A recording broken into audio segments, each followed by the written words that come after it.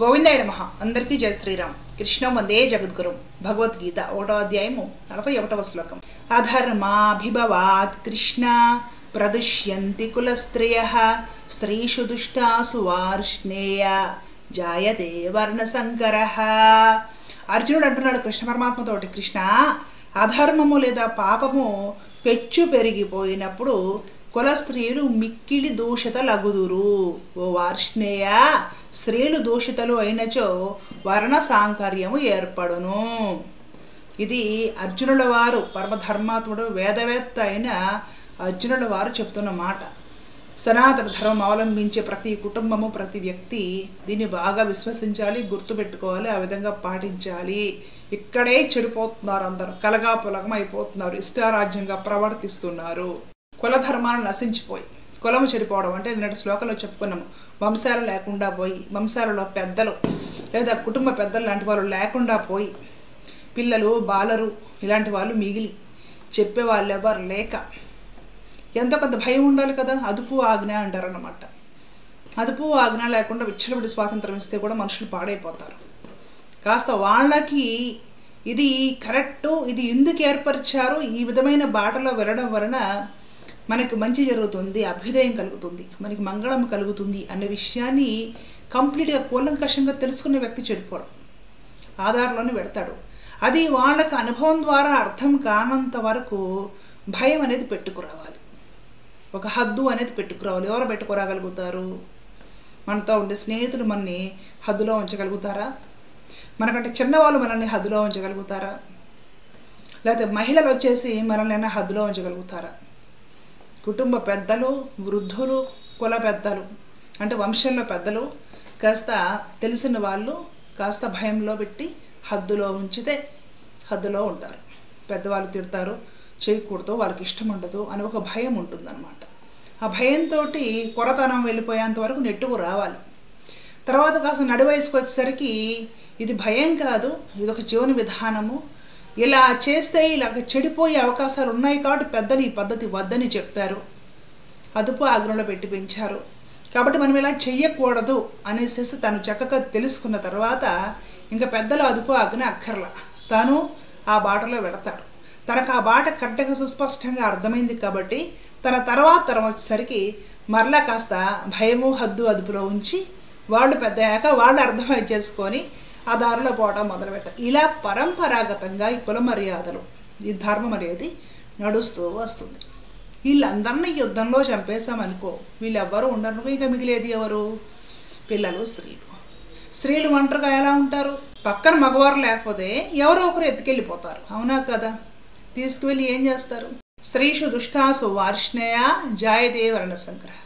స్త్రీలు దూషితులైతే, దూషితం అవడం అంటే ఏమిటి? మహిళలు ఎలా దూషితం అవుతారు?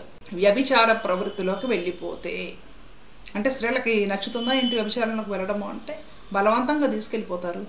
పక్కన మగవాడు ఉండడు, భర్త గారు ఉండరు, తండ్రి ఉండడు, అందరూ పోతారనుకో, మగవారు లేరనుకో, మహిళలు మిగులుతారు, పిల్లలు మిగులుతారు. పిల్లల వల్ల ఏమీ కాదు, మహిళలు వయసులో ఉంటారు. వాళ్ళని ఏం చేస్తారు?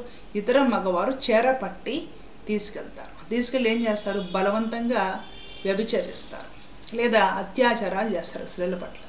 అప్పుడు ఏమవుతుంది? గర్భధారణ చేసే స్త్రీలు పిల్లల్ని కంటారు. ఎలాగా? అక్రమంగా, సక్రమంగా, ధర్మబద్ధంగా కాదు. ఎవరు పుడతారు? వర్ణ సంకరులు పుడతారు. ఆయా వంశాలలో ఉన్న వాళ్ళు పుట్టరు కదండి. ఆ వంశంలో స్త్రీ ఏ వంశంలో వ్యక్తిని పెళ్లి చేసుకుందో ఆ వంశం దగ్గర పిల్లలు పుడతారా? పుట్టరు. ఎవరో తీసుకుని వెళ్ళి స్త్రీలను బలాత్కరించడం వలన వచ్చిన గర్భధారణ వలన కులఘాతకులు పుడతారు. అప్పుడు ఏమవుతుంది? సమాజంలో వర్ణ సాంకర్యం పెరుగుతుంది. స్త్రీలకి అబల అని ఇంకొక పేరుందనమాట. అబల అంటే ఏంటంటే కాస్త బలం తక్కువగా ఉండేది అని అర్థం. అంటే ఇక్కడ వీళ్ళు స్త్రీలు బలహీనులు అని కాదు మనం అర్థం తీసుకోవాల్సింది. మగవారితో పోల్చుకుంటే స్త్రీ చాలా నాజుగ్గా ఉంటుందన్నమాట. స్త్రీ బలమంతా కూడా గర్భధారణ చేస్తున్నప్పుడు అలాగే ప్రసవం అప్పుడు కనిపిస్తూ ఉంటుంది. కానీ దేహానికి లేదా చూడడానికి మగవారితో పోల్చుకుంటే అంత బలిష్టంగా ఉండదు, నాజుగ్గా ఉంటుంది. ఖచ్చితంగా స్త్రీలని తమ మగవారు రక్షించుకోవాలి, ప్రేమగా, జాగ్రత్తగా, ఆదరంగా, మర్యాదగా చూడాలి. అప్పుడేమవుతుంది? స్త్రీల మాన మర్యాదలు పరిరక్షించబడతాయి. తన వాళ్ళు ఎవరో లేకుండా పోయి స్త్రీ అనాథ అయినప్పుడు ఏం జరుగుతుంది? 4 వైపుల నుండి 4 దుర్మార్గులు వచ్చి లాగుతారు. అప్పుడు స్త్రీ తనను తాను రక్షించగలుగుతుందా అంటే రక్షించుకోలేదు. మనం అనుకుంటాము స్త్రీలు పక్కన మగవారు లేనంత మాత్రాన తప్పు చేసేయడమేనా అని. వీళ్ళు తప్పు చేయరు, వీళ్ళని బలాత్కారం చేస్తారు. బలాత్కరించబడిన తర్వాత స్త్రీ పరిస్థితి ఎలా ఉంటుందంటే, తన అనాథగా ఉన్నప్పుడు, తన వారు ఎవరు లేనప్పుడు, గత్యంతరం లేని స్థితిలో మనస్సు చంపుకొని చావొచ్చేంత వరకు అదే బ్రతకాలి. చనిపోదాం అనుకున్నా కూడా చనిపోవడానికి కూడా ఆమెకు అవకాశం ఇవ్వరనమాట. అలాంటి పరిస్థితులు, జీవోత్సవాల్లాగా బ్రతకాల్సిన పరిస్థితులు. ఇప్పుడు కొందరు పాపము ఈ వేశ్య వృత్తిలో ఉండేవాళ్ళు ఉంటారనమాట. వీళ్ళు కూడా ఏదైనా వాళ్ళవి ఇంటర్వ్యూలు కానీ వాళ్ళకి సంబంధించిన విషయాలు వస్తూ ఉంటాయి కదా, వాళ్ళకు కూడా చాలామందికి ఇష్టం ఉండదట. మాకు తప్పనిసరి పరిస్థితుల్లో ఏదో తెలిసి 2 వయసులో మాకు పేదరికంలో ఉన్నాం, డబ్బాస చూపించి అలా ఇలా తెచ్చి ఈ ముగ్గులోకి దించారు, ఈ ఊబిలోకి. ఇక దీనిలో నుండి బయటికి రాలేక దీనిలోని ఉండిపోయి ఇక ఎప్పుడు చావు వస్తుందో అని ఎదురు చూస్తూ దీనికి మేము అలవాటు పడిపోయాము అనేసి మాట్లాడుతూ ఉంటారు. వాళ్ళకి ఏదో ఇష్టమయ్యి నచ్చి సరదాగా చేస్తున్న పనులు కాదు అవన్నీ. ఎలా అయితే ఏంటంటే ఆ మూవీలోకి దించారు, ఇంకా వాళ్ళు దానికి అడ్జస్ట్ అయిపోయారు. ఇక బ్రతక తప్పదు, ఇది నా బ్రతుకు అయిపోయింది, ఈ బ్రతక తప్పదు, చావు వచ్చేంత వరకు ఈ బ్రతుకు బ్రతకాల్సిందే. ఈ విధంగా వాళ్ళు ఆ పరిస్థితులకు అనుగుణంగా అలా ఉండిపోయారనమాట. కాబట్టి ఎవరిని మనము తప్పు అనడానికి లేదు. వాళ్ళ పరిస్థితులు వాళ్ళ చేత ఆ పనులు చేపిస్తాయి. కొందరు పాపం చాలా మంచి వాళ్ళు అమాయకులైనా కూడా వాళ్ళని ఆ ఊబిలోకి దించుతారు మోసం చేసి. కాబట్టి స్త్రీలను సర్వదా కూడా రక్షించుకోవాలి. మగవారు తమ అన్నతమ్ముళ్ళో, కొడుకులో, భర్త గారో, తండ్రి గారో, లేకపోతే మామగారో ఎవరైనా సరే, ఇంట్లో పెద్దలు, ఇంటి పెద్దలు, ఆ కులంలో లేదా వంశ పెద్దలు, మగవారు వాళ్ళ వంశంలో స్త్రీలను రక్షించుకోవాలి. మర్యాదగా, జాగ్రత్తగా, ఆదరంగా చూసి కాపాడుకోవాలి. స్త్రీల ప్రతిష్టకు భంగం కాకుండా రక్షించాల్సిన బాధ్యత భారతీయ సమాజంలో మగవారికి ఇవ్వబడింది. ఈ మగవారందరూ యుద్ధంలో పోతే, ఆ స్త్రీలు అనాథరైతే వాళ్ళని దుర్మార్గులు లాక్కొని పోయి బలాత్కరించడం వలన గర్భధారణ జరిగి వంశం దూషితమవుతుంది, కులము దూషితమవుతుంది, వర్ణసంకరులు పుడతారు. ఇలాగ వర్ణసంకరులు పుట్టడం వలన ఏమిటి నష్టం సమాజానికి? దీని గురించి కంటిన్యూషన్గా రేపటి శ్లోకంలో తెలుసుకునే ప్రయత్నం చేద్దాం. ఇది చాలా పెద్ద సబ్జెక్ట్ అండి.